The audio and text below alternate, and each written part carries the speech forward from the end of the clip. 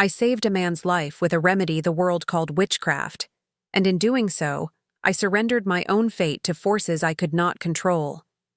This is the story of how I, a nameless servant in a house of lords, became the woman a duke could not forget. My name is Clara Whitmore, and for 5 years I moved through the corridors of Thornbury Hall like a ghost, unseen and unheard, as all good servants must be. I learned early that survival in a great house depended upon the art of disappearance, upon becoming so unobtrusive that the family might forget you were even there, might speak of private matters in your presence, as though you were no more sentient than the wallpaper or the draperies. I perfected this invisibility until it became second nature, until I could enter a room and exit it without disturbing the air, until my footsteps on the marble floors made no sound at all. But invisibility, I would learn, was both my protection and my prison. It kept me safe from the notice of those who might harm me, but it also kept me from being seen by those who might have loved me. It was a kind of death, this erasure of self, and I did not fully understand what I had lost until the night I chose to step out of the shadows and into the light.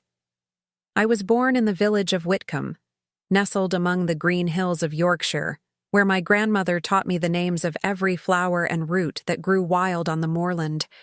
She was a healer, though she never called herself such, for such a title might have brought unwanted attention from those who feared what they did not understand. The villagers came to her with their coughs and fevers, their aching joints and sleepless nights, and she would mix her tinctures and poultices with hands that never trembled, even in her final years. I remember sitting at her feet as a young girl, watching her work by candlelight, the cottage filled with the sharp green scent of crushed herbs and the warm sweetness of honey. She would tell me stories as she worked, tales of the old ways, of the women who came before us who had learned to read the language of the natural world, who knew which plants could heal and which could harm, who understood that the boundary between medicine and poison was often nothing more than a matter of dosage and intention. She taught me that knowledge is a responsibility, that those who possess the power to heal also possess the power to destroy, and that wisdom lies in knowing when to act and when to refrain.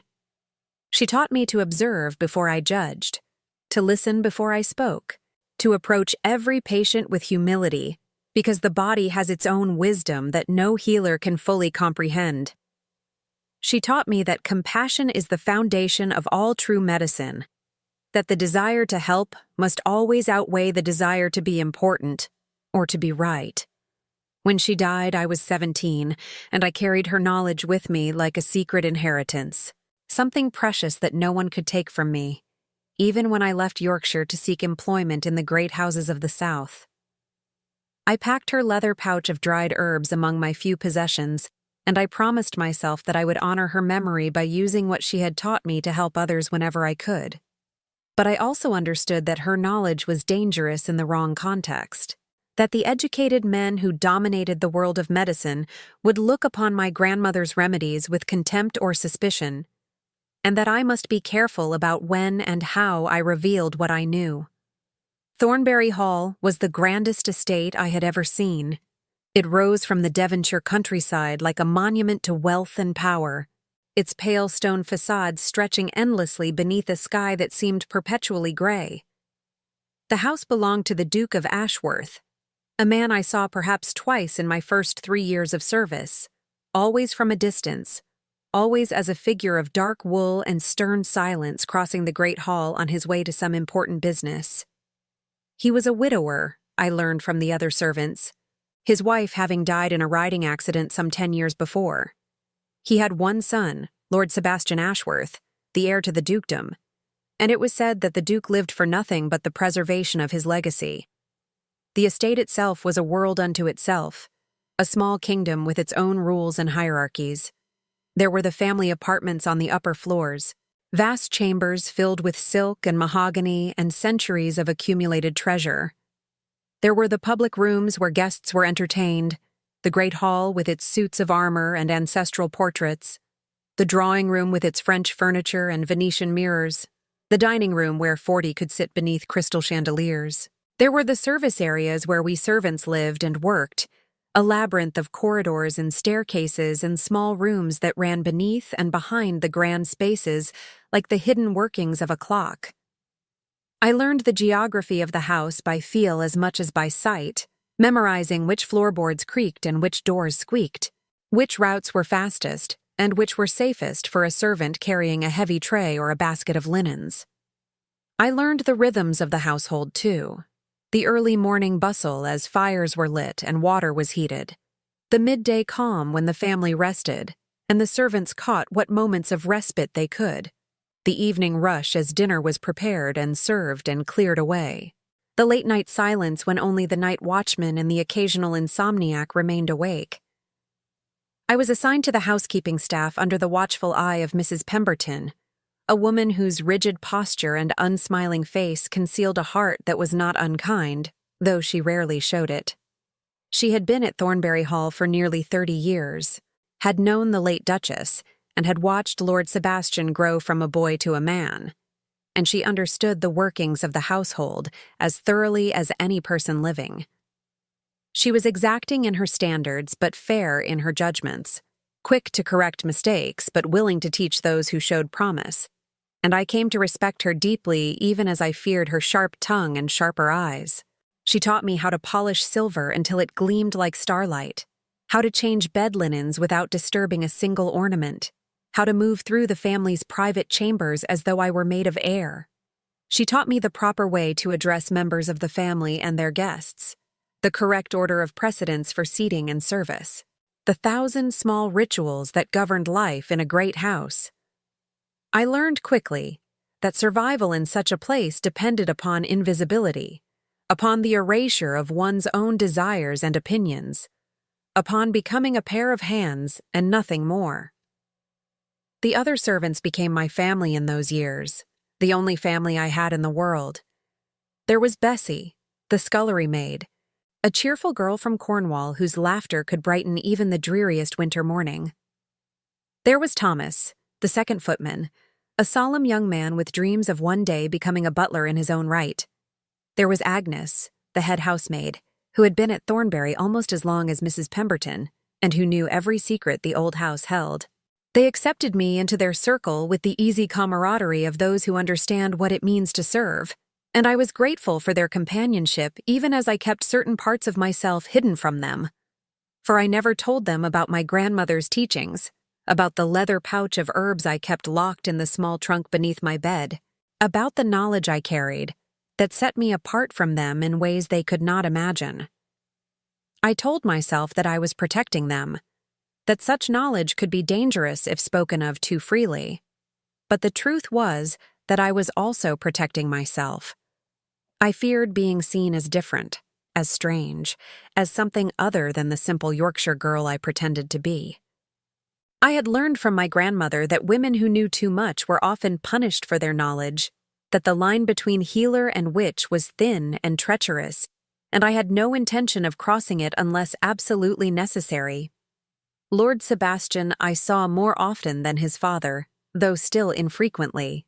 He was perhaps 28 years of age when I first arrived, a man of considerable height with dark hair that fell in careless waves across his forehead and eyes the color of a winter storm.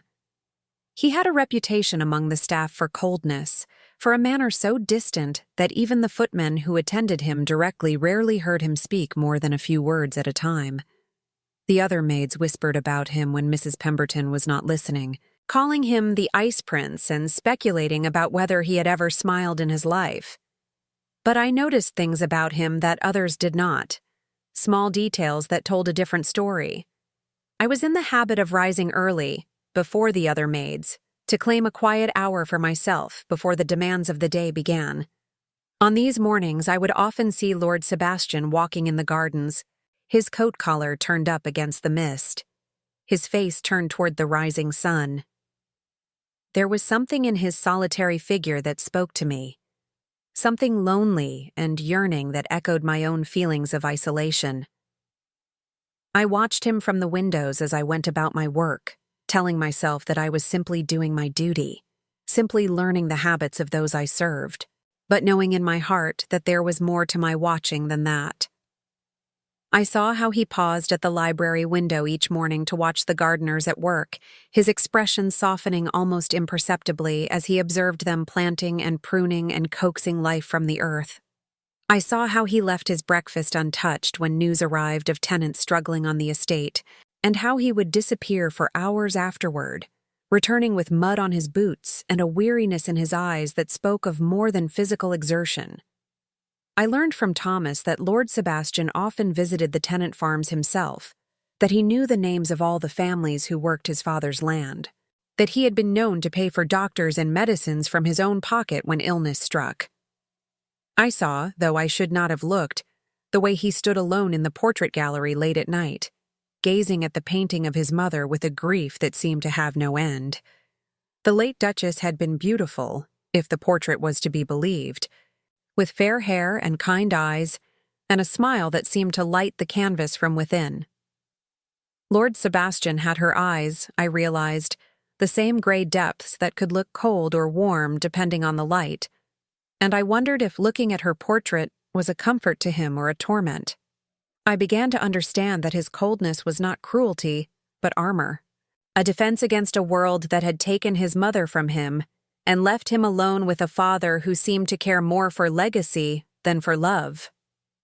I recognized it because I wore similar armor myself, the careful blankness that comes from learning not to want too much, not to feel too deeply, not to make oneself vulnerable to the disappointments and betrayals that life so readily offers. We were alike in that way, I thought, though I had no right to think such things.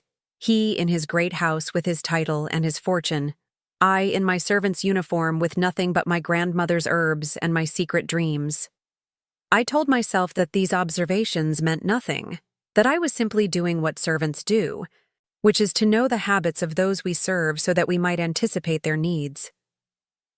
But there was something more, something I did not wish to name.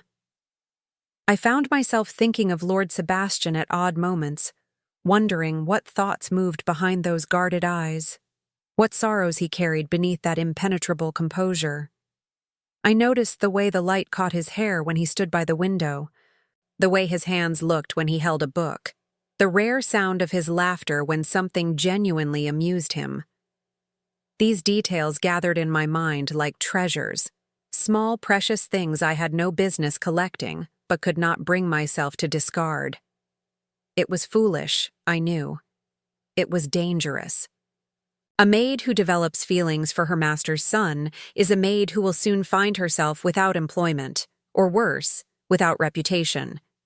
I had seen it happen to others, had heard the whispered stories of girls who had dared to dream above their station, and had been cast out into the world with nothing but shame to show for their folly. So I buried those thoughts deep within myself and continued my work, day after day, year after year, until the night everything changed. It was late autumn when the fever came. The leaves had turned to gold and crimson, and the first frosts had begun to silver the lawns each morning. I remember the exact date because it was the anniversary of my grandmother's death, and I had spent the evening in my small attic room, holding the worn leather pouch of dried herbs she had given me before she passed, remembering her face and the sound of her voice.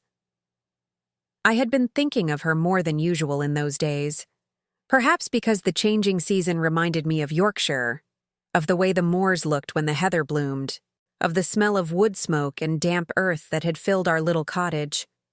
I was roused from my reverie by a commotion in the corridor below, the sound of running feet and raised voices that shattered the usual silence of the sleeping house.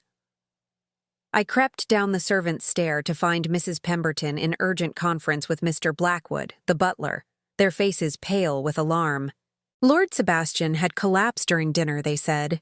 He had been complaining of headaches for several days, but no one had thought much of it, for gentlemen often suffered from such ailments, especially during the change of seasons, and Lord Sebastian was not one to make much of his own discomforts. But tonight he had risen from his chair to propose a toast to his father's birthday, and he had faltered mid-sentence, his face going white as chalk, his legs buckling beneath him. He had fallen to the floor with a terrible sound, his skin burning with fever, his breath coming in shallow, labored gasps.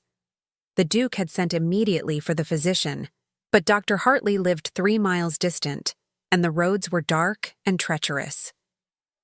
I returned to my room and tried to sleep, but rest would not come. I lay in my narrow bed beneath the slanted ceiling, listening to the distant sounds of the household in crisis, and I thought of Lord Sebastian's face, so pale and still, and I felt something twist in my chest that I had no right to feel. I prayed for him in those dark hours, prayed to the God my mother had taught me to believe in, and to the older powers my grandmother had whispered of, prayed that he would be well, that the fever would break, that I would not have to watch another person I cared for slip away from the world. By morning, word had spread through the servants' quarters that the young master's condition was grave. Dr. Hartley had come and gone, leaving behind a collection of bottles and a grim expression. The fever would not break.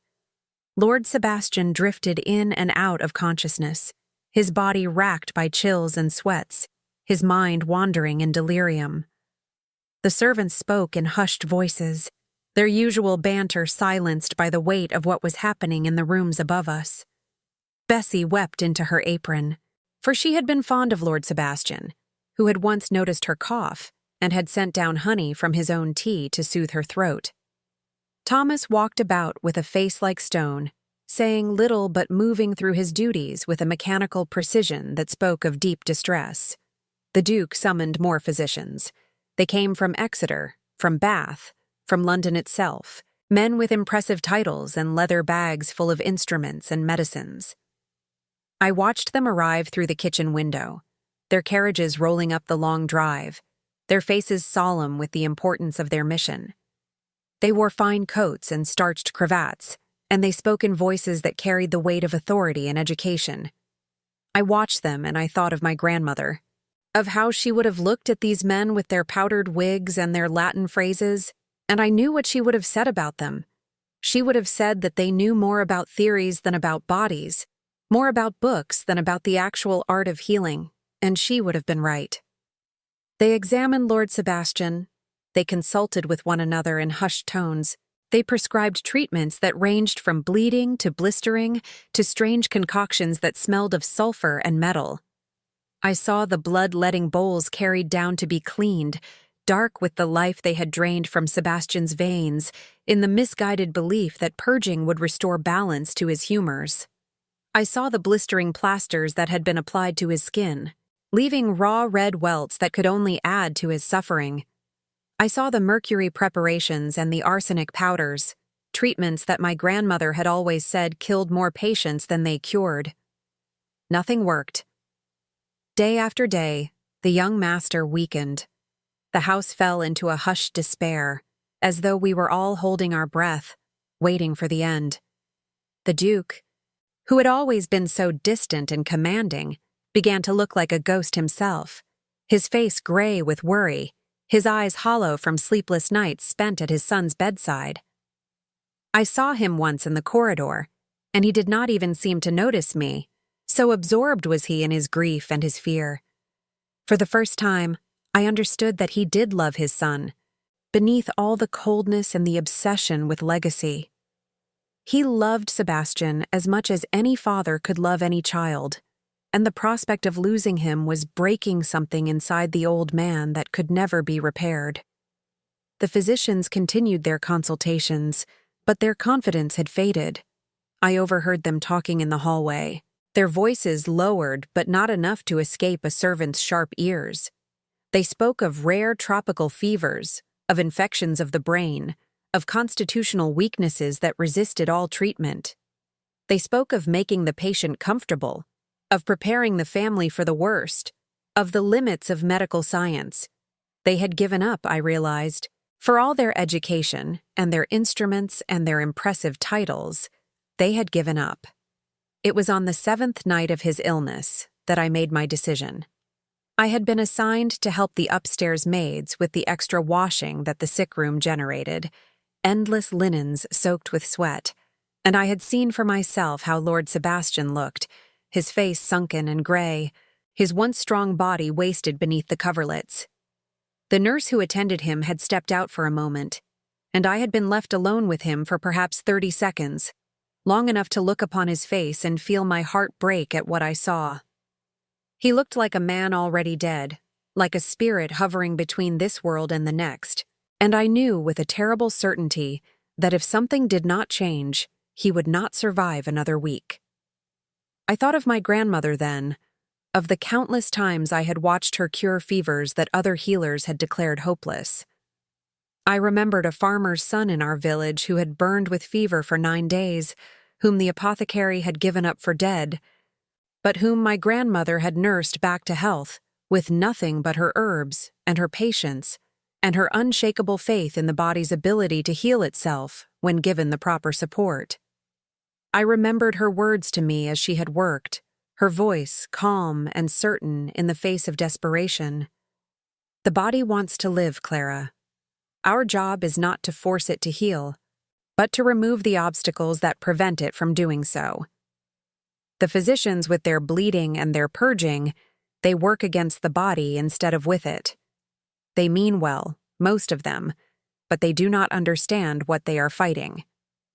I thought of the remedy she had taught me, a simple preparation of elderflower and willow bark and a particular moss that grew only on the north side of oak trees, mixed with honey and administered at precise intervals. It was peasant medicine, she had always said, knowledge passed down from mother to daughter for generations, dismissed by educated men as superstition and old wives' tales. But I had seen it work. I had seen it bring people back from the very edge of death. I knew what I risked. If I were discovered giving any substance to Lord Sebastian, I would be accused of poisoning at worst, of dangerous interference at best. I would lose my position. I might lose my freedom. In the darkest possibility, I might lose my life. The law was not kind to servants who overstepped their bounds, and administering medicine to a nobleman without permission was a transgression so grave that I could not even imagine all the consequences that might follow. But I could not stand by and watch him die, not when I held in my hands the knowledge that might save him.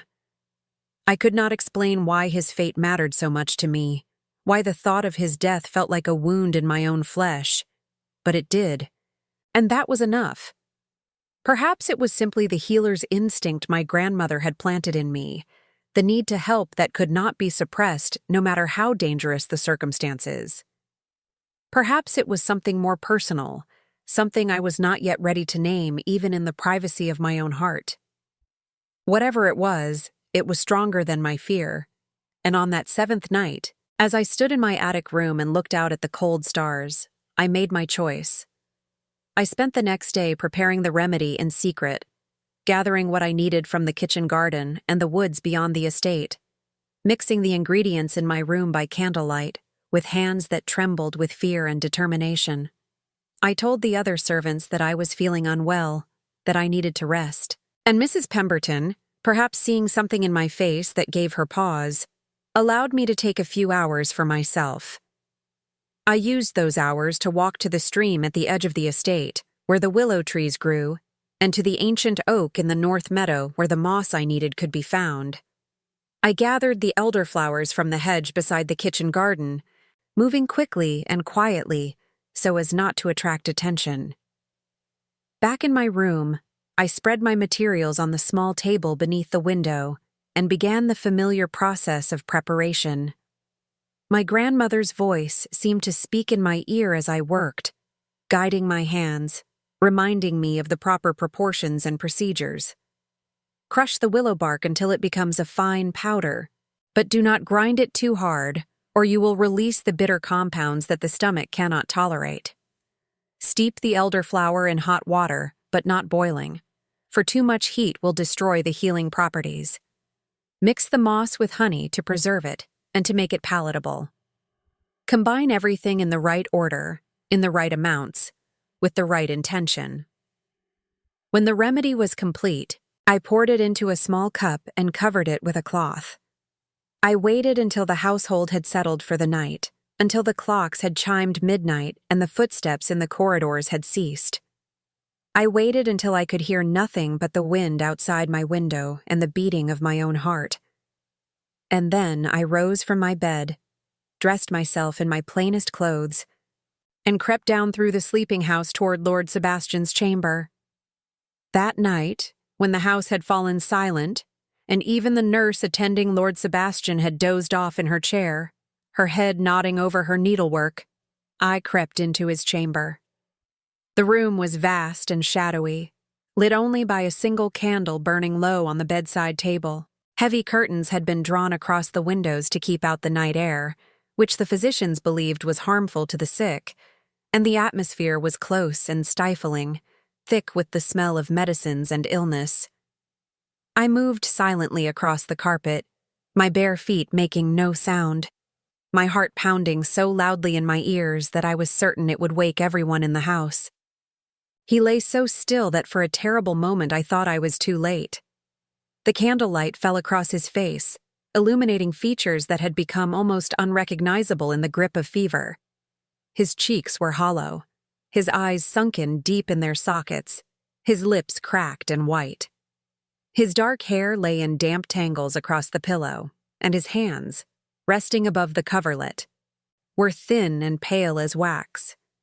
He looked like a stranger, like someone I had never seen before, and yet I knew him with every fiber of my being, and the sight of him brought tears to my eyes that I had to blink away. But then I saw the faint rise and fall of his chest, the flutter of a pulse at his throat, and I moved quickly to his bedside. I glanced at the nurse, who remained deeply asleep, her chest rising and falling with the slow rhythm of exhausted slumber.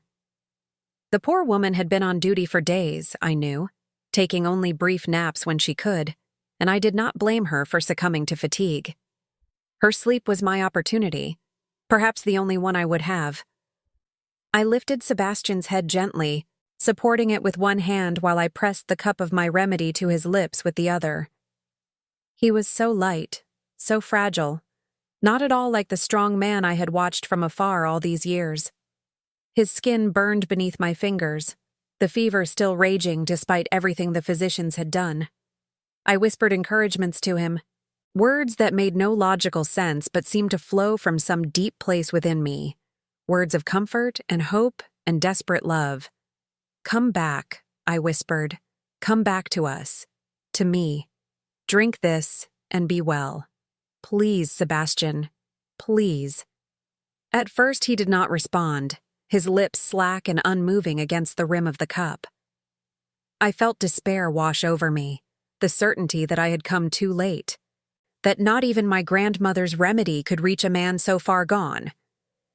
But then, as though some part of him recognized the offer of help, as though my voice had reached him in whatever dark place he had wandered to, he swallowed. Once, twice, 3 times, until the cup was empty. I lowered his head gently back to the pillow and set the cup aside, hidden in the folds of my dress where no one would find it. Then I retreated to the shadows at the edge of the room, concealing myself behind the heavy draperies where I could watch without being seen. I knew I should leave, should return to my attic room and wait for morning to reveal whether my intervention had worked or failed. But I could not bring myself to go. I could not leave him alone in the dark with only the sleeping nurse for company. I needed to see what would happen, needed to be there when the remedy either saved him or proved as useless as all the physician's treatments. I stayed with him through the night, hidden in the shadows of the great canopied bed, watching for any sign of change. The hours passed with agonizing slowness. I heard the clock in the hall chime midnight, then 1, then 2. The candles burned low and guttered out, one by one, until only the faintest glow remained from the embers in the fireplace. I sat in near darkness, my hand resting on the velvet curtain, my eyes fixed on the dim shape of Sebastian's form beneath the coverlets, and I prayed to whatever power might be listening that I had not come too late. The night seemed endless. I listened to Sebastian's breathing, counting each rise and fall of his chest as though I could hold him in this world by the force of my attention alone.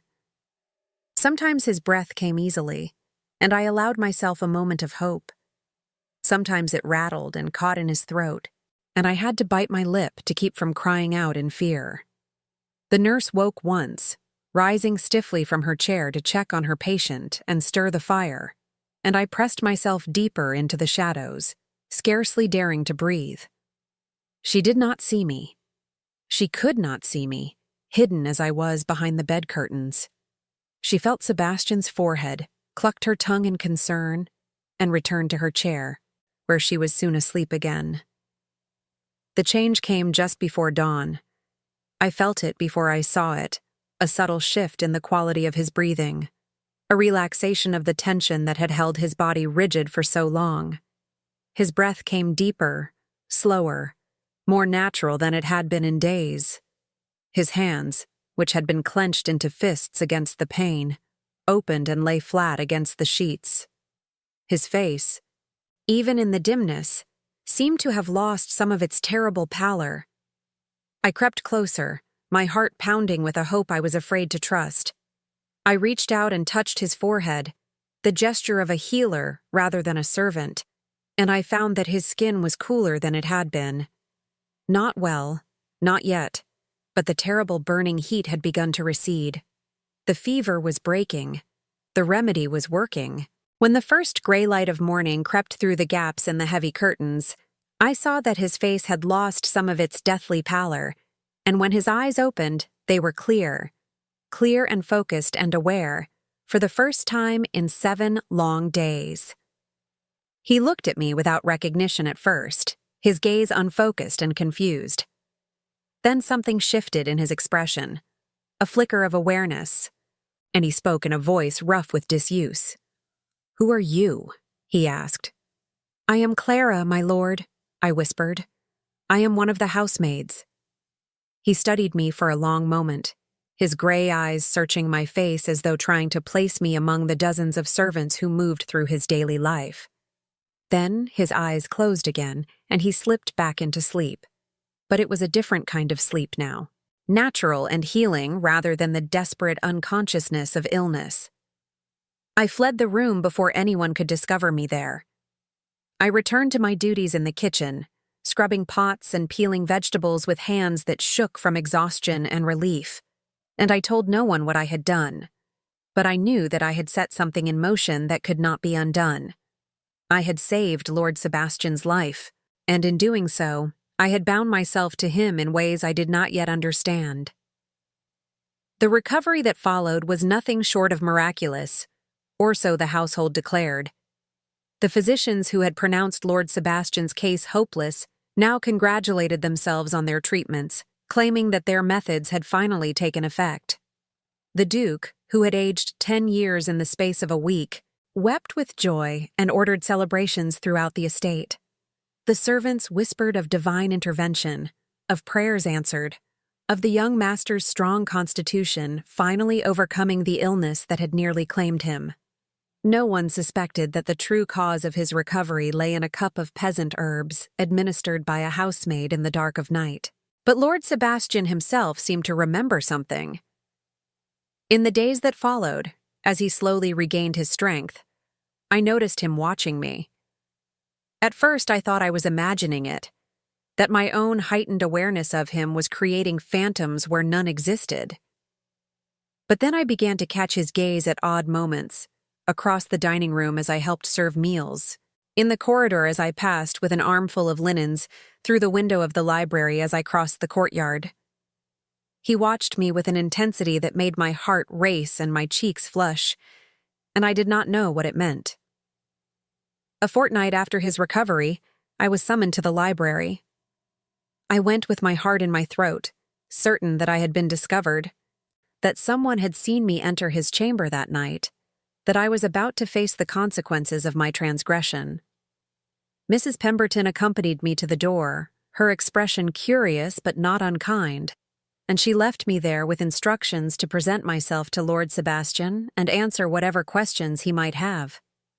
Before she departed, she placed a hand briefly on my shoulder, a gesture so unusual from her that it startled me.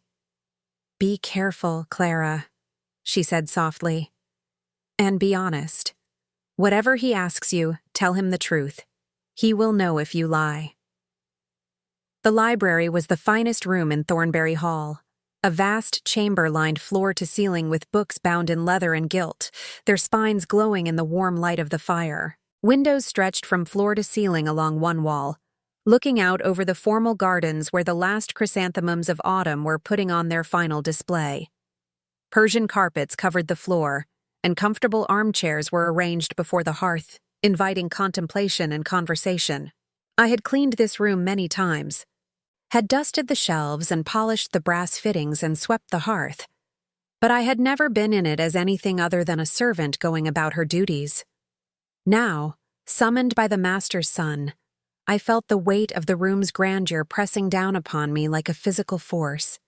He was sitting by the fire when I entered, dressed in a velvet dressing gown the color of midnight, still thin and pale from his illness but alive, gloriously alive, and the sight of him made something in my chest expand until I thought it might burst. The firelight played across his features, highlighting the planes of his face, the dark sweep of his hair, the gray depths of his eyes. He looked tired but alert, recovered but not fully restored, like a man who has returned from a long and dangerous journey and is still finding his footing in the familiar world. He rose when he saw me, a gesture so unexpected that I nearly stumbled in my curtsy. Gentlemen did not rise for servants. It was not done. The surprise must have shown on my face, for a slight smile touched his lips, the first smile I had ever seen from him, and it transformed his features utterly. "Please," he said, gesturing to a chair opposite his own. "Sit." I hesitated. It was not proper for a maid to sit in the presence of her betters, certainly not in so familiar a setting, but something in his voice made it impossible to refuse. There was no command in it, no assumption of authority, only a gentle invitation that seemed to ask rather than demand. I perched on the edge of the chair, my hands folded tightly in my lap, my eyes fixed on the floor. I could feel his gaze upon me, studying me, and I wondered what he saw when he looked at me. A servant, surely. A plain girl in a gray dress with work-roughened hands and an accent that marked her as Yorkshire born and bred. Nothing remarkable, nothing that should draw the attention of a man like him. "Clara," he said, and the sound of my name in his voice sent a shiver through me. "That is your name, is it not?" "Clara?" "Yes, my lord." "You were there," he said. "The night I woke. You were in my room." I felt the blood drain from my face. I considered lying, denying everything. But when I looked up and met his eyes, I found that I could not. There was something in his gaze, a searching honesty, that demanded truth in return. He was not accusing me, I realized. He was simply asking, simply trying to understand what had happened during the long, dark days of his illness. "Yes, my lord," I whispered. "I was there." "Why?" The question hung between us, heavy with implication. I knew I should lie, should invent some plausible excuse, should protect myself from the dangerous waters I had entered. But I was tired of hiding, tired of pretending, tired of being invisible. "I gave you something," I said. "A remedy. Something my grandmother taught me. The physicians were doing you no good, and I thought perhaps I could help." His expression did not change, but something flickered in his eyes. Surprise, perhaps, or curiosity. He leaned back in his chair, regarding me with an intensity that made me want to look away, but somehow would not let me. "A remedy," he repeated slowly. "You mean to say that you, a housemaid, treated my illness when the finest physicians in England had failed?" "I did not mean to overstep, my lord. I only wanted to help. I know it was wrong of me, dangerous and presumptuous, and 100 other things besides. If you wish to dismiss me, I understand. If you wish to bring charges against me, I will accept whatever punishment is deemed appropriate. But I could not watch you die, not when I had the means to save you. I could not let you slip away while I stood by and did nothing." The words tumbled out of me before I could stop them, more honest than I had intended, more revealing. I felt tears prick at my eyes, tears of fear and exhaustion and something else, something deeper that I could not name. I blinked them back fiercely, refusing to let them fall, refusing to show such weakness before him. He was silent for a long moment, his eyes never leaving my face. The fire crackled in the hearth, and somewhere in the house, a clock chimed the hour, but the sound seemed distant, muffled, as though we existed in a bubble of stillness separate from the rest of the world. Then he leaned forward in his chair, and when he spoke, his voice was different, softer, more gentle. "Why?" he asked again. And this time the question was different, softer, more personal. "Why could you not watch me die? I am nothing to you. Less than nothing. A figure you see from a distance, a name spoken by others. Why would you risk everything to save me?" I could not answer. Or rather, I could not answer with words. The truth was too vast, too complicated, too impossible to explain. How could I tell him that I had watched him for years, that I had seen the kindness he hid beneath his cold exterior, that I had glimpsed the loneliness in his eyes and recognized it as my own? How could I tell him that I had fallen in love with a man I had no right to love, that I had dreamed of him in my narrow attic bed, that the thought of a world without him in it was more than I could bear? He seemed to understand my silence. He sat back in his chair, his expression thoughtful, and when he spoke again, his voice was gentle. "I will not dismiss you, Clara. I will not bring charges. You saved my life, whatever your reasons, and I am grateful beyond words. But I need to understand. I need to know who you are. This woman who walks through my house like a shadow, who carries the knowledge of ancient medicines in her mind, who risked her own safety to help a man she barely knows." I took a deep breath and began to tell him. I told him about Yorkshire, about my grandmother and her herbs, about the life I had led before I came to Thornbury Hall. I told him about the loneliness of service, the invisibility that was both protection and prison, the dreams I had given up when I accepted that my lot in life was to serve others rather than to live for myself. I told him more than I had ever told anyone, and he listened, his gray eyes intent upon my face, his attention a gift more precious than gold. When I had finished, he was quiet for a long time. Then he stood and crossed to the window, looking out at the gardens where the last roses of autumn clung to their stems. "You are remarkable, Clara," he said without turning. "I have spent my life surrounded by people who want something from me, my title, my fortune, my connections. I have learned to trust no one, to keep the world at a distance, to protect myself from those who would use me for their own ends. But you gave me the most precious gift imaginable, my own life, and you asked for nothing in return. You did not even want me to know it was you who saved me. I wanted nothing, my lord, except to see you well." He turned then, and there was something in his face that made my breath catch, a vulnerability I had never seen before, a softness that transformed his stern features into something almost beautiful. "I have been cold," he said. "I know what the servants say about me, what society says. The Ice Duke's son, they call me, and they are not wrong. I learned long ago that warmth only leads to pain, that caring for others only leads to loss. My mother died when I was 18 years old. She fell from her horse in the South Meadow, and I found her there, broken and still. I held her hand as she took her last breath, and I swore to myself that I would never feel that kind of pain again, that I would build walls so high and so thick that nothing could ever reach me." His voice broke slightly on the last words, and I felt my heart break with it. "But walls have a cost," he continued.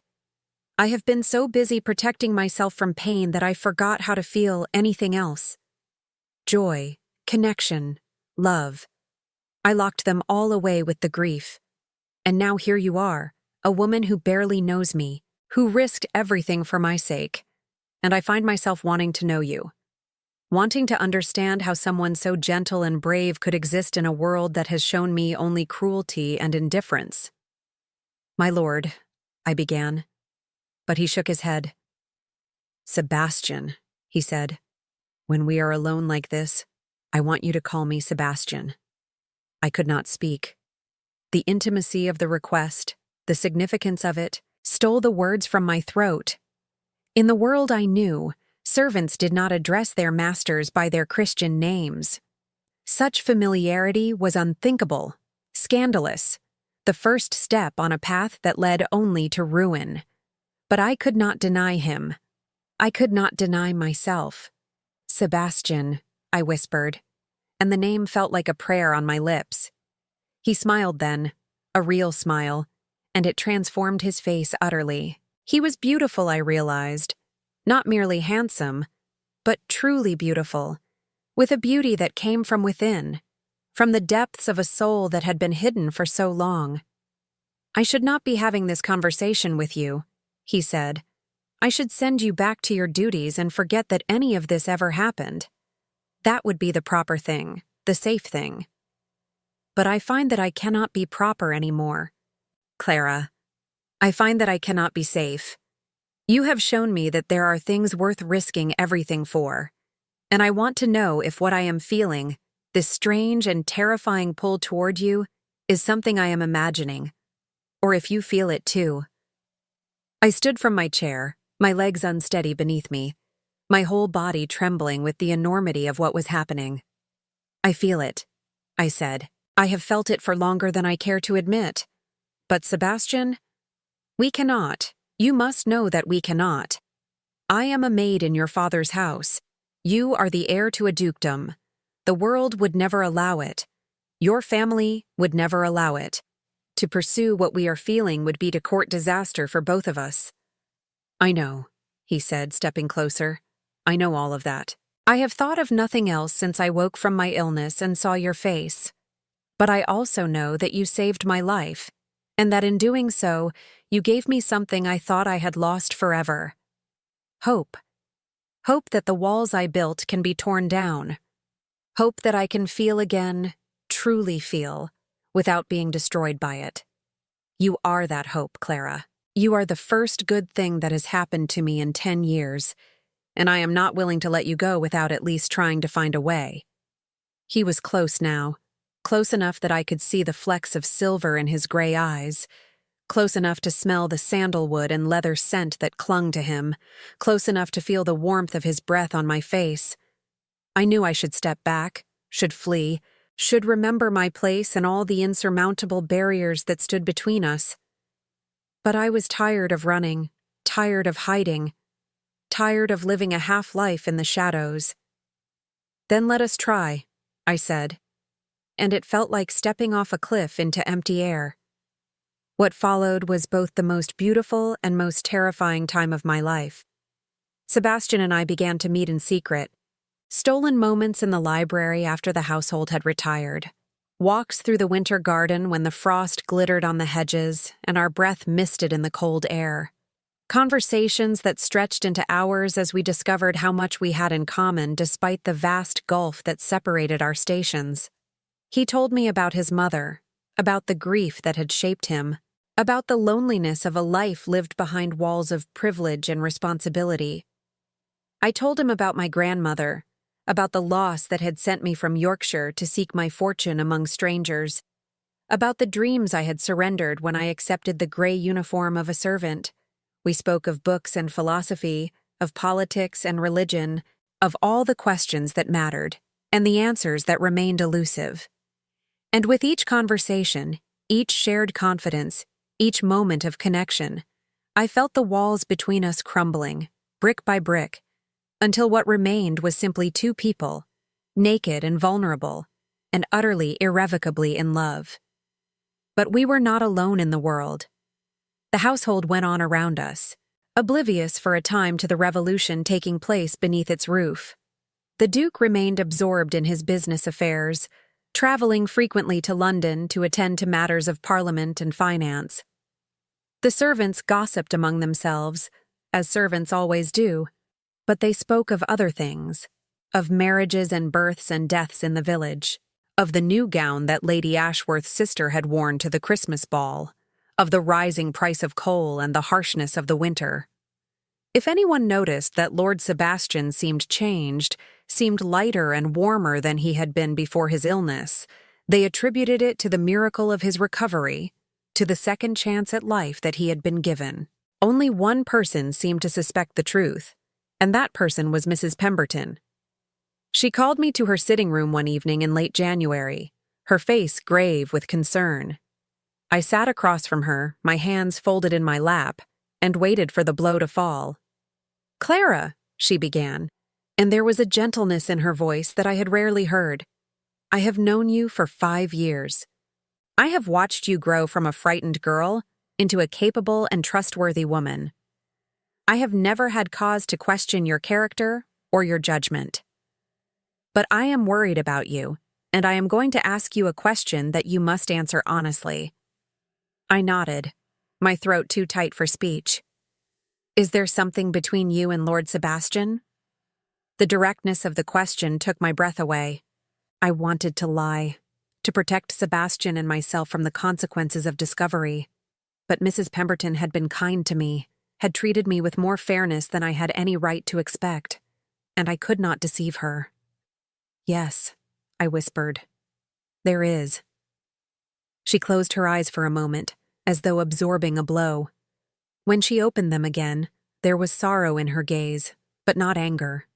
"I was afraid of that," she said. "I have noticed things these past weeks, looks exchanged when you think no one is watching, his improved spirits, your distracted manner. I hoped I was wrong, hoped my old eyes were playing tricks on me, but I see now that my fears were justified." "Mrs. Pemberton," I began, but she held up a hand to silence me. "Let me speak, child. I do not say these things to condemn you. I know how easy it is for a young woman's heart to be captured by a man above her station, especially a man as handsome and charming as Lord Sebastian can be when he chooses. And I suspect, though I cannot prove it, that your feelings are not one-sided, that he has encouraged you in ways that would be better left unimagined. But you must understand the danger you are in, the danger you are both in." "I know the danger," I said.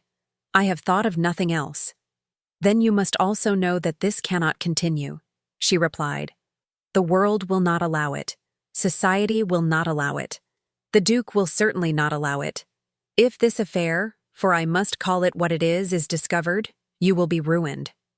Not merely dismissed, but ruined. Your reputation destroyed. Your prospects for employment or marriage eliminated.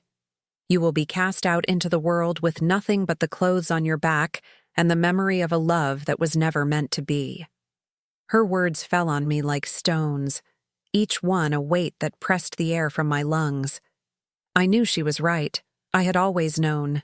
But hearing it spoken aloud, in the plain language of reality rather than the romantic haze of my daydreams, made the truth impossible to ignore. "And Lord Sebastian," she continued, "will suffer his own consequences. His father will disown him, or try to. Society will shun him. The women he might have married, the alliances he might have formed, will be closed to him forever. You may love each other now, but love has a way of withering under the weight of such burdens. He may come to resent you for costing him everything he was born to.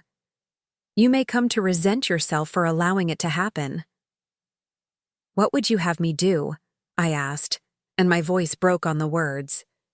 "How can I turn away from him when every moment apart feels like dying?" Pemberton reached across the space between us and took my hand in hers. Her skin was papery and cool, but her grip was strong. "I would have you be brave," she said.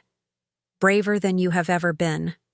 I would have you protect the man you love by leaving him, before the love you share destroys you both." I fled from her sitting room with tears streaming down my face, and I did not stop until I reached the garden, the cold winter air burning my lungs, the frozen ground hard beneath my feet. I stood among the bare rose bushes and I wept for the impossibility of my situation. wept for the cruelty of a world that could not see past titles and bloodlines to the truth of two hearts reaching for each other across the void. It was there that Sebastian found me. He emerged from the house without a coat, his shirt sleeves rolled up as though he had been working, his hair disheveled from running his hands through it in agitation. When he saw my tear-streaked face, his expression crumbled. "Clara," he said, gathering me into his arms. "What has happened? Who has hurt you?" I told him everything, the conversation with Mrs. Pemberton, the warnings, the impossibility that I had been trying to ignore. I told him through sobs and hiccups, my face pressed against his chest, his heartbeat steady beneath my cheek. And when I had finished, when there were no more words left, he held me at arm's length and looked into my eyes. "Do you want to leave me?" he asked. "Is that what your heart tells you to do?" "My heart tells me to stay with you forever," I said, "but my heart is a fool." "Then let us be fools together," he said, and he kissed me. It was not our first kiss, for we had stolen moments before, brief touches that left us both breathless and wanting more. But this kiss was different. This kiss was a declaration, a defiance, a promise. It tasted of salt and winter cold and something else. Something that might have been hope or might have been despair, I could not tell. When we finally broke apart, he spoke again, his voice rough with emotion. "I have been thinking," he said, "these weeks since my recovery, thinking about my life, about what I want it to mean, about what legacy I want to leave behind. And I have come to a conclusion that may shock you. I do not want the life I was born to. I do not want a marriage of convenience, a wife chosen for her pedigree rather than her character, a cold alliance dressed up as love. I want something real, something true. I want you." "But your father," I began. "My father will rage," he interrupted. "He will threaten, he will bluster, he will try everything in his power to change my mind. But I am his only heir, and he knows as well as I do that his options are limited. He can disown me, but then the title dies with him, and everything he has worked for comes to nothing. Or he can accept my choice, however grudgingly, and learn to live with a daughter-in-law who was not born to privilege but who possesses something far more valuable, a good heart and a brave spirit. You cannot know that he will accept," I said. "You cannot know what he will do." "No," Sebastian agreed. "I cannot know. But I can hope, and I can fight, if you are willing to fight alongside me." I looked at him, this man who had been a distant figure for so long and who had become, somehow, the center of my universe. I thought of Mrs. Pemberton's warnings, of the obstacles that awaited us, of all the ways our love could be destroyed. And then I thought of my grandmother, who had taught me that the greatest remedies often came from the humblest sources, that courage was not the absence of fear, but the decision to act despite it. "I am willing," I said. The months that followed were the hardest of my life, but also in some ways the sweetest. Sebastian spoke to his father, and the Duke reacted exactly as we had feared. There were shouting matches that echoed through the halls, so loud that even the servants in the far reaches of the house could hear the raised voices.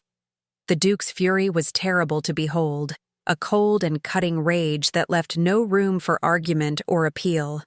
He called Sebastian a fool, a romantic idiot, a disgrace to the family name. He threatened to cut him off without a penny, to leave the estate to a distant cousin, to have Sebastian declared unfit to inherit on grounds of mental instability. He said things that no father should ever say to a son, words designed to wound and humiliate and break the spirit of resistance. But Sebastian would not yield.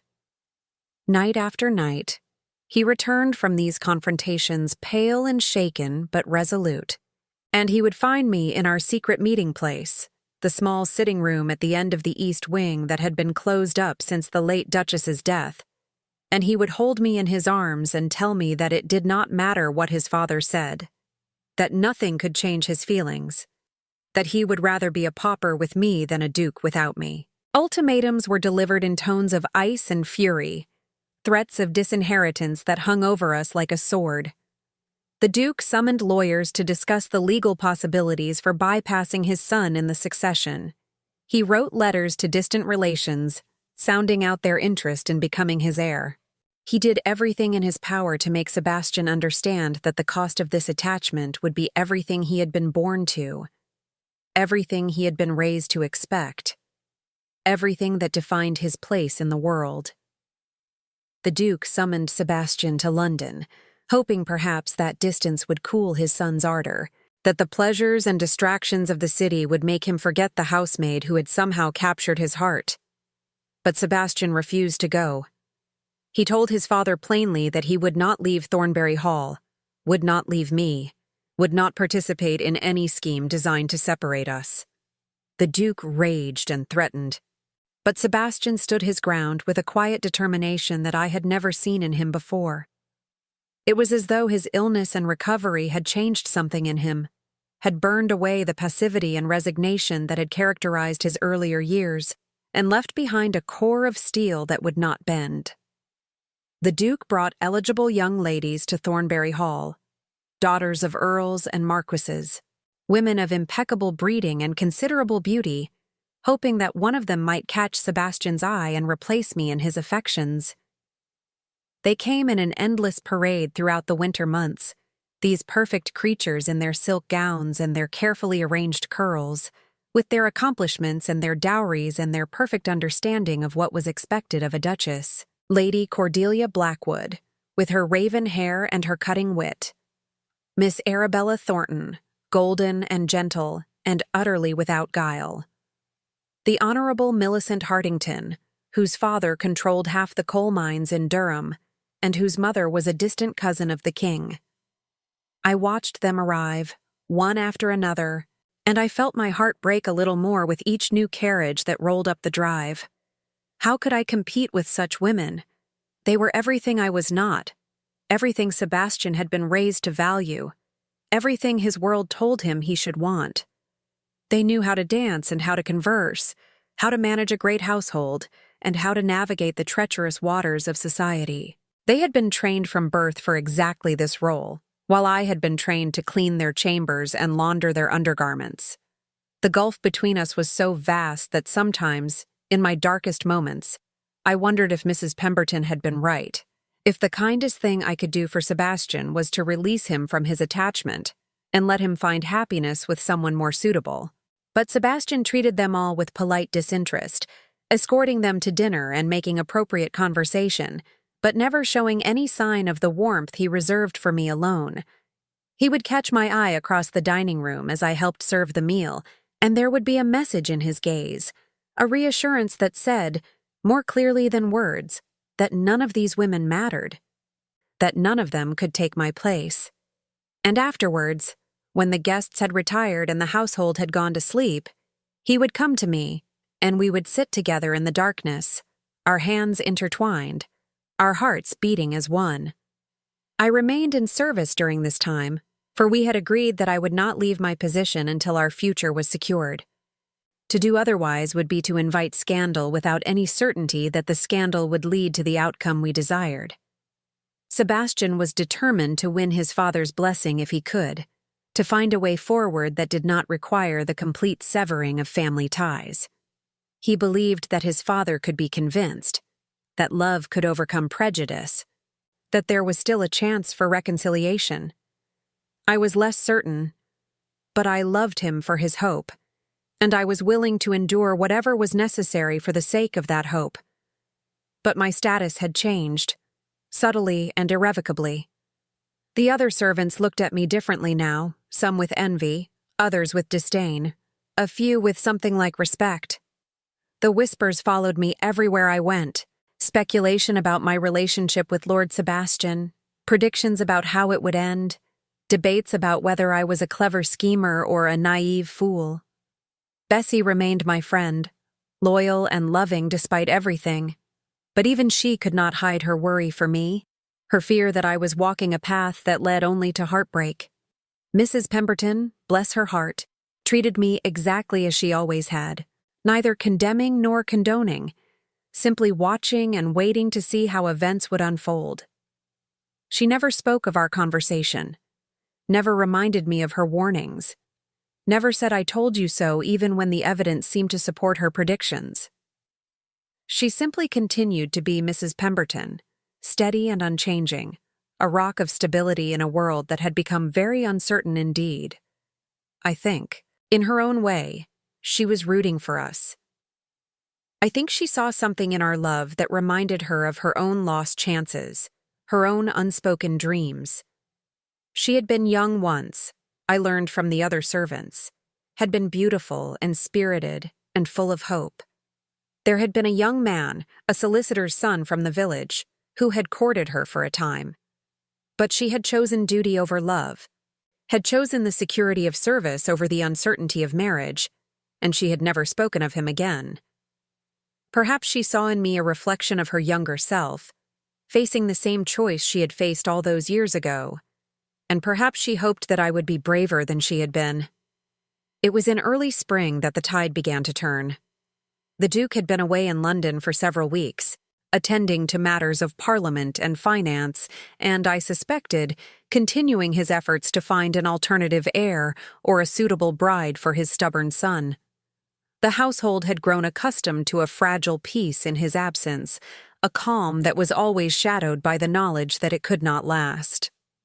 Sebastian and I met more freely during those weeks, walking together in the gardens now that the weather had warmed, sitting side by side in the library where he had first asked me to sit as an equal, talking for hours about everything and nothing, learning each other's hearts with an intimacy that felt both dangerous and inevitable. Then word came that the Duke was returning, and with him came unexpected news that changed everything. He had suffered a seizure in the House of Lords during a debate on agricultural policy, a sudden collapse that had left him weakened and shaken. The other lords had gathered around him, calling for doctors, fanning his face, loosening his cravat. He had been carried from the chamber on a stretcher, and for several terrible hours it had been uncertain whether he would survive. His physicians advised rest, retirement from public life, a quieter existence in the country. And so he came back to Thornbury Hall, not as the commanding patriarch I had always known, but as an old man facing his own mortality. I remember the day of his arrival.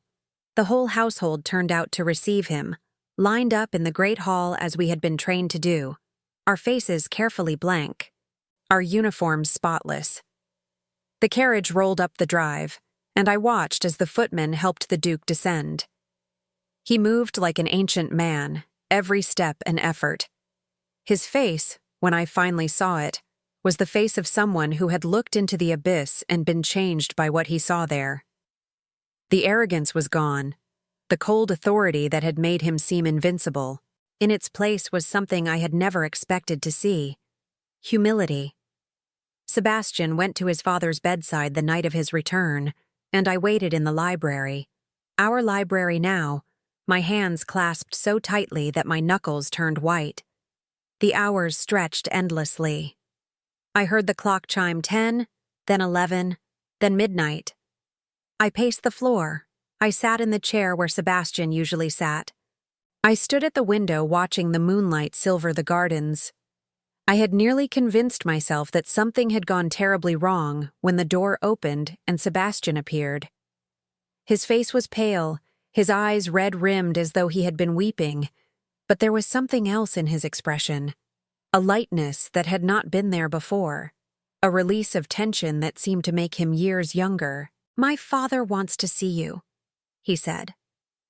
I rose on unsteady legs and followed him through the silent house, past the sleeping servants' quarters, up the grand staircase, down the long corridor to the Duke's private apartments. My heart pounded in my chest with every step. I did not know what to expect, did not know whether I was being summoned for punishment or pardon or something else entirely. The Duke's chamber was dim, lit only by a single candle beside the enormous bed where he lay propped against pillows, his face gaunt, his hair entirely white, his eyes sunken but still sharp with intelligence. The room smelled of medicine and age and something else, something final, and I understood then that the Duke was dying. Not tonight, perhaps not this month, but soon. The shadow was upon him, and he knew it. "Come here, girl," he said, and his voice was weaker than I had ever heard it, a whisper of the commanding tone that had once made servants tremble. I approached the bed and curtsied, my heart pounding. "My son tells me that you saved his life," the Duke continued. "He tells me that when the finest physicians in England had given up hope, you alone had the courage and the knowledge to save him. Is this true?" I glanced at Sebastian, surprised that he had revealed my secret. He nodded encouragement. "It is true, Your Grace," I said. The Duke studied me for a long moment, and I felt the weight of his gaze like a physical force. "I have spent my life surrounded by sycophants and fools," he said finally. "People who tell me what I want to hear, who flatter and fawn in hopes of gaining my favor. I have learned to trust no one, to rely only on myself, to guard my family's legacy with jealous vigilance. And now here you are, a girl with nothing, a servant, a nobody, and you have given me something that all my wealth and power could not buy. You have given me my son, Your Grace. I am honored to have been of service." He waved a hand impatiently. "Do not give me platitudes, girl. I am too old and too tired for games. My son loves you. I have fought against it, railed against it, tried every stratagem I know to break the bond between you. But it is clear to me now that I cannot succeed, and more than that, I am no longer certain that I should." Hope fluttered in my chest, fragile and uncertain. "I am dying," the Duke said flatly. "Oh, not today. Perhaps not this year. But the shadow is upon me. I can feel it. And I find that when a man faces his own end, his priorities shift. I have spent so much energy worrying about the opinions of society, the purity of bloodlines, the maintenance of appearances. But what does any of that matter when I am gone? What matters is that my son is happy, that the line continues, that there is someone to carry on when I am dust." He reached out a hand, and to my astonishment, I realized he was reaching for me. I took his hand in mine, felt the frailty of his grip, the paper-thin skin stretched over bones that had once been strong. "If you love my son," he said, "if you truly love him and not merely his title or his fortune, then I give you my blessing. God help me, but I give it. Marry him, make him happy. Give me grandchildren to carry on the name, and perhaps, in doing so, you will prove that an old man can learn new wisdom, even at the end of his days." Tears were streaming down my face, but I was smiling so hard that my cheeks ached. "I love him, Your Grace," I said. "More than I can express. I will spend the rest of my life making him happy. I swear it on my grandmother's memory." The Duke released my hand and lay back against his pillows, exhaustion lining every feature of his face. "Go, then," he said, "both of you. Let me rest. And Sebastian, do not let me regret this decision. Do not make a fool of your old father." Sebastian came to my side and took my hand, and together we left the Duke's chamber and walked out into the corridor. As soon as the door closed behind us, he swept me into his arms and spun me around, laughing with a joy I had never heard from him before. "We have his blessing," he said. "Clara, we have his blessing." I laughed too, laughed until tears ran down my cheeks, laughed until my sides ached and I could barely breathe. All the fear and doubt and sorrow of the past months melted away, replaced by a happiness so intense it was almost painful. Our wedding took place in the chapel at Thornbury Hall on a warm day in May, when the gardens were ablaze with roses and the air was sweet with honeysuckle. It was a small ceremony, attended only by the household staff and a few of Sebastian's closest friends who had proven themselves loyal despite the scandal of his choice. Mrs. Pemberton stood in the front row, weeping into a handkerchief, and even Mr. Blackwood, the unflappable butler, looked moved. Bessie sat beside Thomas, her face bright with joy, and Agnes, the head housemaid, wore her best cap and kept dabbing at her eyes with her sleeve. The chapel itself was ancient, a Norman structure that had stood on this land for 700 years, its stone walls softened by centuries of prayer and devotion. Sunlight streamed through the stained glass windows, casting pools of colored light across the flagstone floor, and the scent of the roses that decorated the altar filled the air with sweetness. I thought of my grandmother as I walked down the aisle, thought of all the women who had come before me, who had loved and lost and persevered, whose courage and wisdom had brought me to this moment.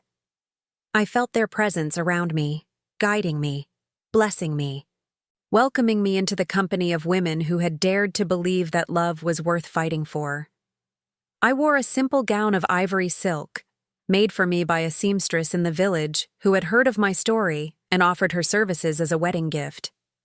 It was not the elaborate confection a duchess might have worn, with its yards of lace and its seed pearl embroidery, but it was beautiful in its simplicity, and Sebastian's eyes when he saw me told me that I had never looked more lovely. My hair was crowned with wildflowers that I had gathered myself from the meadows where my grandmother once walked, a tribute to the woman who had given me the knowledge that changed my life. I carried a bouquet of elderflowers and willow leaves, the herbs that had saved Sebastian's life and brought us together. When Sebastian took my hands in his and spoke his vows, his voice was steady, and his eyes were bright with unshed tears. He promised to love me, to honor me, to stand by my side through all the trials that life might bring. He promised to see me not as the world saw me, but as I truly was. He promised to cherish the gift of my love as the greatest treasure he would ever possess. And when I spoke my vows in return, I felt the weight of every word, the sacred promise I was making not just to him, but to myself, to become the woman I was always meant to be. "I am Clara," I said, my voice clear and strong in the ancient chapel. "Once a servant, now your wife. I promise to love you as you have loved me, without regard for what the world deems proper or possible. I promise to stand beside you in times of joy and in times of sorrow, to be your partner and your friend, and your most devoted companion. I promise to bring to our union the wisdom of my grandmother and the hope of my own heart, to build with you a home where love matters more than lineage, where character counts for more than birth, where every person is treated with the dignity they deserve. I promise you my whole self, without reservation, for as long as I shall live." The Duke watched from a chair near the altar, too weak now to stand, but determined to witness his son's marriage with his own eyes. His face, gaunt and pale, was transformed by an expression I had never seen there before, an expression of peace and acceptance that softened the harsh lines of age and illness. When the ceremony was complete and Sebastian kissed me as his wife, I saw the old man smile, a genuine smile that made him look for just a moment like the young man he must once have been, like the man who had once loved his own wife with the kind of passion that leaves a mark on the soul forever. The celebration that followed was modest by aristocratic standards, but lavish by any measure I had ever known. The servants had outdone themselves, preparing a wedding breakfast that rivaled any I had seen in my years of service, and the champagne flowed freely, toasts rising up like prayers to whatever gods might be listening. Sebastian and I moved through the gathering hand in hand, accepting congratulations, sharing embraces, marveling at how much had changed in so short a time. At one point, Mrs. Pemberton took me aside, her eyes red from weeping but her face bright with happiness. "You proved me wrong, Clara," she said. "I told you this could only end in heartbreak, and I was wrong. I am glad to have been wrong. I am glad that you were brave enough to fight for what you wanted, even when everyone, including me, told you it was impossible. You have given an old woman hope that love can still triumph, even in a world that so often seems determined to crush it." I embraced her then, this woman who had been like a mother to me, who had taught me so much and worried for me so deeply. And I thanked her for everything, for her guidance and her warnings and her quiet support when it mattered most. The months that followed were filled with more joy than I had ever known. Sebastian and I settled into a life together at Thornbury Hall, learning each other's rhythms, discovering new depths to our love with each passing day. We walked together in the gardens each morning, just as he had once walked alone, and I came to know every path and hedgerow, every hidden corner where the roses grew wild and the birds sang their hearts out to the dawn. We read together in the library, sharing books and ideas, debating philosophy and politics with a passion that sometimes led to heated arguments and always led to reconciliation. We learned to navigate the complex dance of marriage, the give and take, the compromise and understanding, the daily choice to put another person's needs alongside one's own. The Duke's health continued to decline, but he seemed at peace now, no longer fighting against the inevitable, but accepting it with a grace that surprised everyone who knew him. He spent his final weeks in the garden, wrapped in blankets against the autumn chill, watching the leaves turn gold and crimson, talking to Sebastian about the old days, about his late wife, about all the things he wished he had done differently. He died on a quiet evening in late October, with Sebastian holding one hand and me holding the other. His last words were a blessing, a final gift of love and acceptance that brought tears to all our eyes. Sebastian became the Duke of Ashworth, and I became his Duchess. Society was scandalized, of course. The drawing rooms of London buzzed with gossip about the Duke who had married his housemaid, the heir who had thrown away his birthright for a penniless girl from Yorkshire. But Sebastian did not care, and I learned not to care either. We had each other. We had our love. We had the life we had fought so hard to build. The opinions of strangers could not touch us. In time, even the scandal faded. People who had shunned us began to seek our company, drawn by curiosity at first, and then by genuine respect. They discovered that the new Duchess of Ashworth, whatever her origins, was a woman of intelligence and warmth, a gracious hostess, a devoted wife, a valuable addition to any gathering. They discovered that the Duke of Ashworth, far from being diminished by his unconventional marriage, seemed more vital and more engaged than ever before. A leader in Parliament, a generous benefactor, a man whose happiness was evident to all who knew him. I continued to practice my grandmother's healing arts, though now I did so openly, sharing my knowledge with the village women, teaching them the remedies that had been passed down through generations. I established a small clinic on the estate where anyone could come for help, regardless of their ability to pay. It was my way of honoring my grandmother's memory, of ensuring that her wisdom would not be lost. And there were children in time. A son first, born on a spring morning when the gardens were full of daffodils, named Henry after Sebastian's grandfather. Then a daughter, born in autumn when the leaves were falling, named Rose for the flower my grandmother had loved best. They grew up surrounded by love, knowing nothing of the barriers that had once separated their parents, inheriting both the privilege of their father's name and the resilience of their mother's spirit. Now, as I sit in the library where Sebastian and I first spoke honestly to each other, watching the fire crackle and dance in the grate, I marvel at the journey that brought me here. I think of the girl I was, frightened and alone, scrubbing floors and dreaming of a different life. I think of my grandmother, whose wisdom guided me even from beyond the grave. I think of Sebastian, my love, my partner, the man who saw me when no one else did and chose to build a life with me despite everything the world said was impossible. I have learned that love is not a fairy tale. It is not a smooth path through sunlit meadows. It is hard work and sacrifice, compromise and forgiveness, the daily choice to put another person's happiness alongside your own.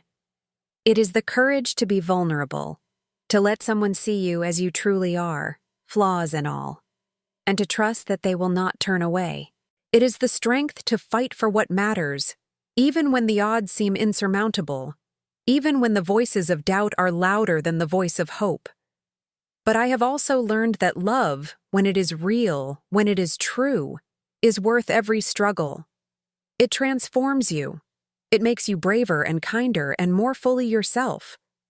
It gives you a reason to get up in the morning, a light to guide you through the darkness, a hand to hold when the world seems cold and unforgiving. Sebastian finds me here sometimes, lost in my memories, and he sits beside me without speaking. His presence a comfort that requires no words. We have been married for 20 years now, and I love him more deeply than I did on our wedding day, more deeply than I would have thought possible. The gray has crept into his dark hair, and the lines around his eyes have deepened. But when he looks at me, I still see the young man who defied his father and society, and everything he had been taught to value, all for the sake of a housemaid with herbs in her pockets and hope in her heart. I saved his life once, with a peasant remedy and a desperate prayer.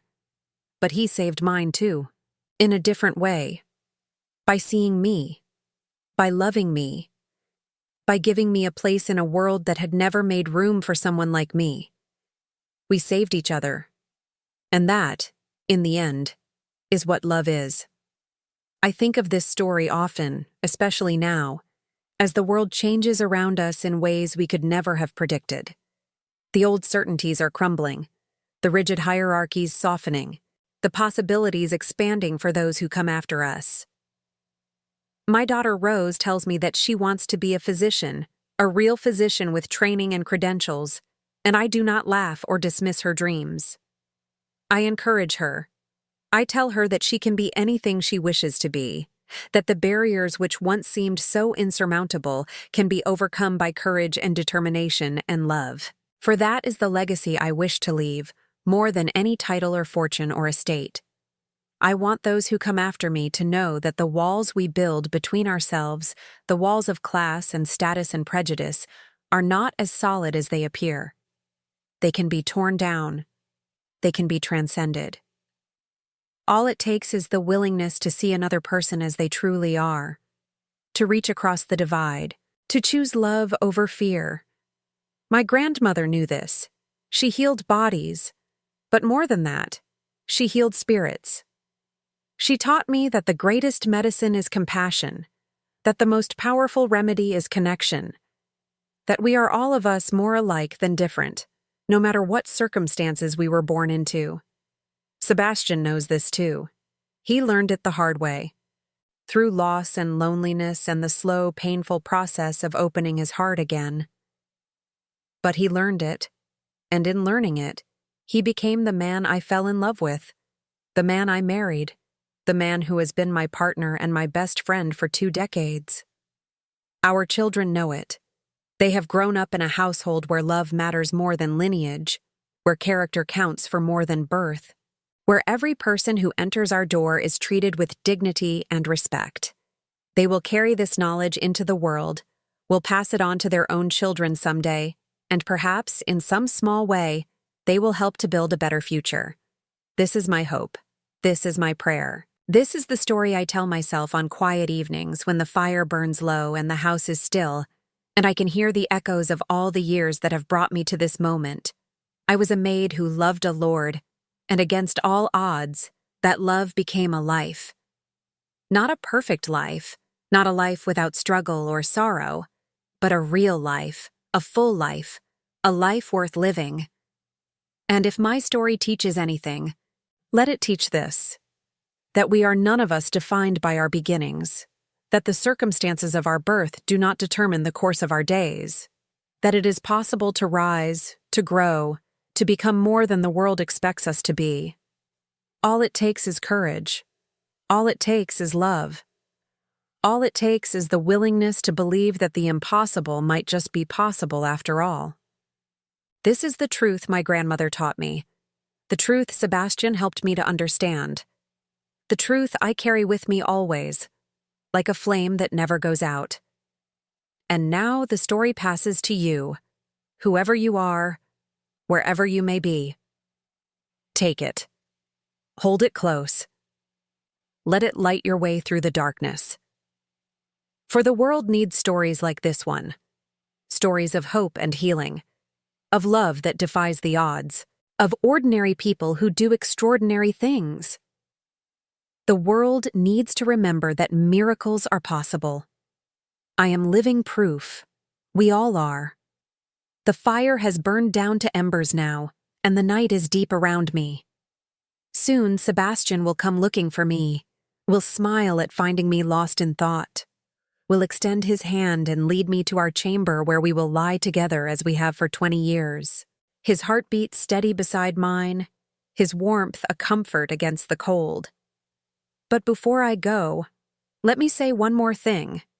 One final truth that I have learned in all my years of living and loving and learning. The remedy that saved Sebastian's life, the peasant herb that the physicians scorned, was not magic. It was not witchcraft or superstition or luck. It was simply knowledge. Ancient knowledge passed down through generations of women who watched and listened and learned from the world around them. Knowledge that was dismissed and ignored because it came from the humble rather than the exalted, from women rather than men, from tradition rather than textbooks. But knowledge is knowledge, regardless of its source. Truth is truth, regardless of who speaks it. And sometimes the answers we seek are not to be found in the lofty halls of the learned, but in the simple wisdom of those who have lived close to the earth, who have paid attention to the patterns of nature, who have understood that healing comes in many forms. My grandmother taught me this. She taught me that there is value in the things the world undervalues, wisdom in the places the world overlooks, power in the hands of those the world considers powerless. I have tried to live by her teaching. I have tried to see the worth in every person, to listen to every voice, to remain humble in the face of all I do not know. I have not always succeeded, but I have tried. And I will keep trying, for as long as I draw breath, for as long as this heart of mine continues to beat. This is the promise I make to her memory. This is the promise I make to myself. This is the promise I make to the future, to all the young women who will come after me, who will face their own obstacles and their own impossible odds, who will wonder if their dreams can ever come true. They can. Believe it.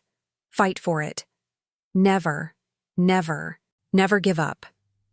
And when the world tells you that you cannot, when the voices of doubt grow loud, when the walls seem too high and the path too steep, remember this story. Remember me. Remember that once upon a time, a maid saved a lord with a peasant herb, and that small act of courage changed everything. It can happen again. It will happen again. All it takes is one person brave enough to try. Sebastian is at the door now. I can hear his footsteps in the corridor, familiar after all these years, dear to me beyond words. In a moment he will enter, will see me sitting here in the firelight, will ask me what I am thinking about. And I will tell him the truth, as I always do. I am thinking about us, I will say.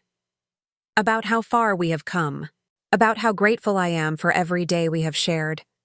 He will smile and take my hand and help me to my feet, and together we will walk through the quiet house to our chamber, leaving the fire to die and the night to deepen and the past to rest. But the story will not end. The story never ends. It simply continues in new forms and new voices, carrying the flame forward, lighting the way for all who come after. This is my gift to you. This is my grandmother's gift, passed through me to you. May it serve you well. May it give you hope. May it remind you in your darkest moments that love is real and miracles are possible, and the impossible is only impossible until someone brave enough comes along to make it true. I am Clara Whitmore, once a housemaid, now a duchess, always and forever a woman who dared to love beyond her station and found, against all odds, that love loved her back. And this is my story. My true story. The story of how I saved a dying heir with a peasant herb, and how that act of courage opened a door to a life I had never dreamed possible. Thank you for listening. Thank you for believing. Now go and live your own story. Make it brave. Make it beautiful. Make it true. The world is waiting for you. And I promise on everything I hold dear, that you are more than worthy of its wonders. You are enough. You have always been enough. Remember that. Always.